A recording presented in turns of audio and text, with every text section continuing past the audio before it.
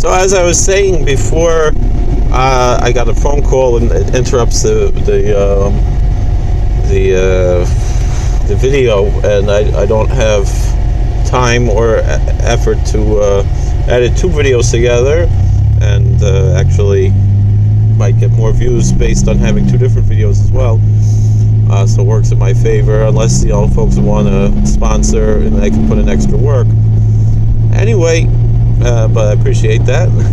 So anyway, like I was saying, this Parshas Kedoshim, what does it say? Love thy neighbor, don't bear a grudge, don't take revenge, don't put a stumbling block before the blind. All these commandments, which just seem like common sense, just seem like being a nice person, the most obvious and generic commandments. Where I once saw a video on YouTube where there was this fellow. He said, "I want to be holy." It was made by a Jewish organization, and he's sitting there meditating, and he said, "Well, that's not what." And the fellow told him, "Well, that's not what makes you holy. What makes you holy is love thy neighbor. Don't bear a grudge. Don't take revenge. Because that's what the Torah tells us right after be holy." Well, this is how to be holy, by being a good person. Not that there's anything wrong with all these religious activities that we have, prayer and study and rituals that we have. Obviously, we're commanded by God to do those things. And furthermore, other activities, religious activities, which we're commanded to do at certain times, and we couldn't do it other times optionally. Things like meditation, things like, which are not necessarily commandment, but it says to serve God with all your heart. Making pilgrimages and fasting. Certainly there are times we're commanded, and other times, all different approaches.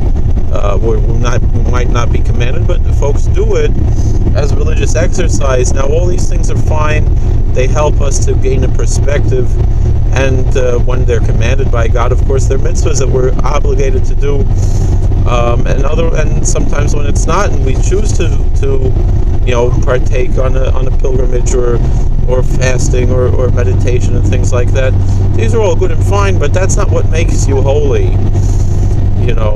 There was a woman who writes a lot on the internet, Mrs. Rigler, very popular speaker, is what I've heard, and she said that at one point she was she's a Jewish, a frum lady, Balas Tshuva, and she said at one point she was working in an ashram. I don't know if it was Buddhist or Hindu or what.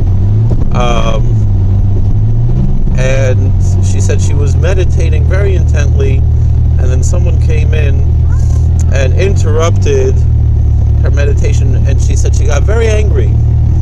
And she, reflecting on this, said, "You know what?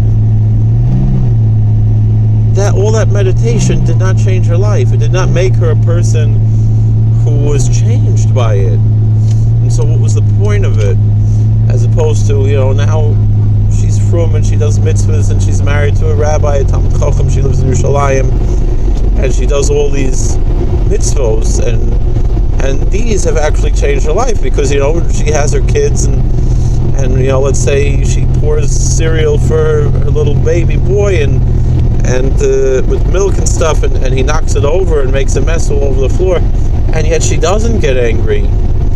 Well, then her life has actually been changed by all these mitzvos, which the meditation didn't do.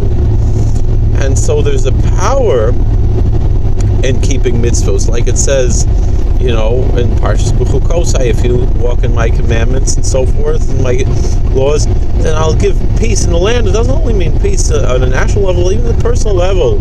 Like it says, Hashem Oz Lama Yitain, Hashem Yivarech Samo V'Shalom. That God gives strength to His people, and God blesses His people with peace. And Ein Oz Ala Torah. Our sages say that when it says that God gives strength to His people, it means He gives the Torah. The Torah is our strength, and by living a godly life through Torah, it actually brings peace. That doesn't mean that all religious people reach that level, but that's the goal, that's the point, that's the blessing that comes through it.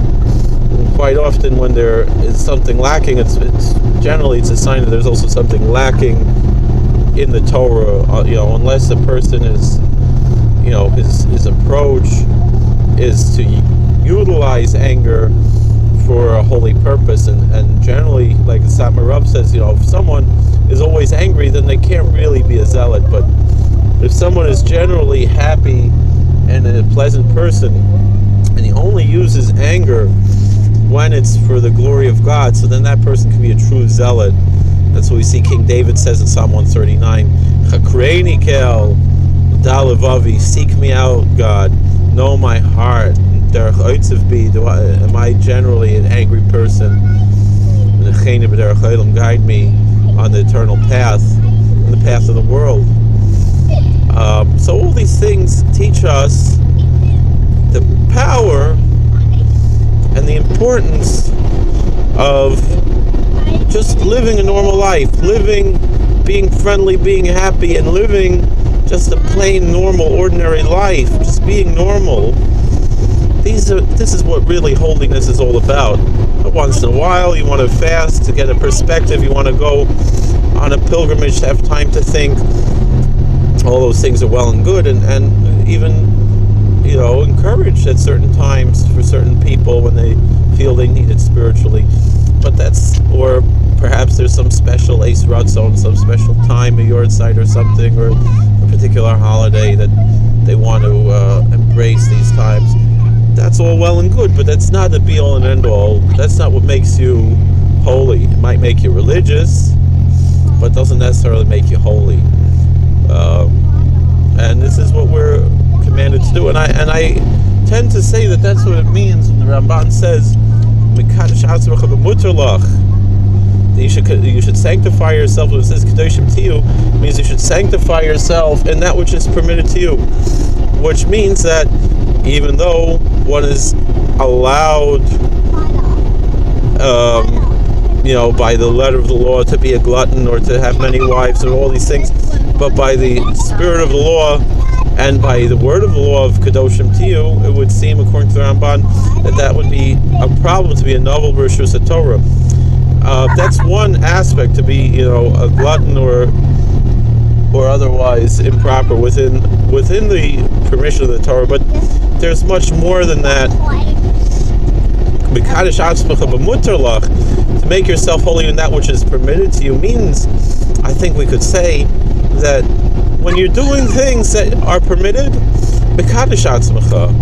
you should sanctify yourself, meaning you're sitting down for a meal, think about God, thank God for that food, not just to say brachas and bench, but and maybe not even a Dvar Torah, which all of those, of course, we should do, but also to actually think about what these words mean when we make brachas, to think about what it means when we bench, to think about Dvar Torah, to think about God, and to bring holiness into your life.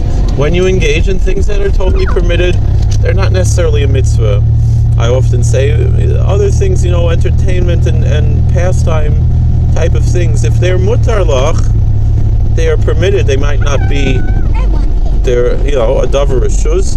There's something that you can choose that if you want to do.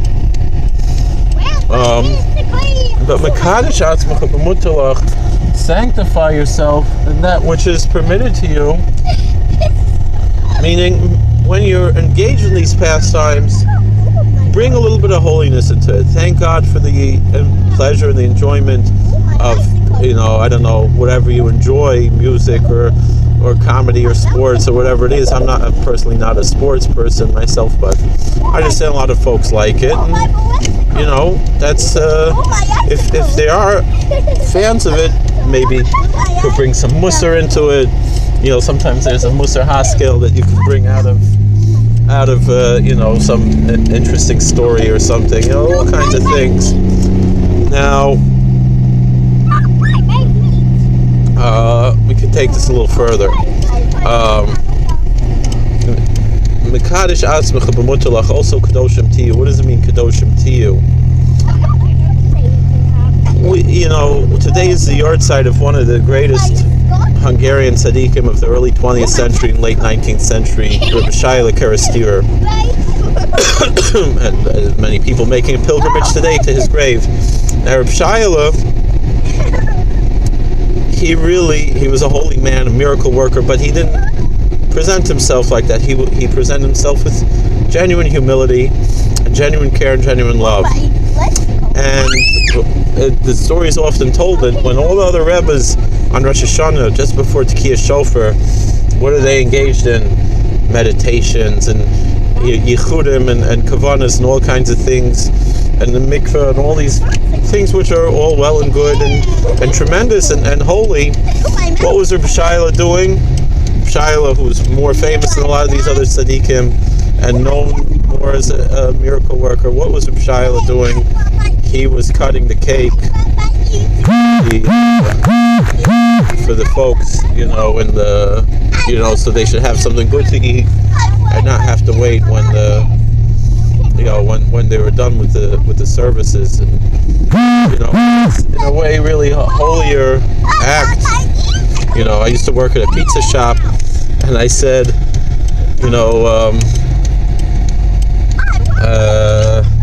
and I was talking about how I was a rabbi in a shul, and then they said, "Oh, a rabbi, he's working in a pizza shop." So there happened to be a picture there of B'Shaila Karastira. His picture very popular, and they said, "Well, this rabbi, that's what he would do before the shofar Rosh Hashanah. He would cut the cake."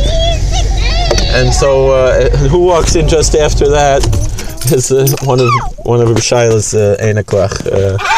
Father was a Karastira Rebbe. So, and I'll say he's now the Rebbe also. So anyway, at least in my book. So anyway, I want to thank you all for joining us. If you enjoyed, please like and share and subscribe. I see that a lot of folks who it's Yitzchak Zev. I have for you.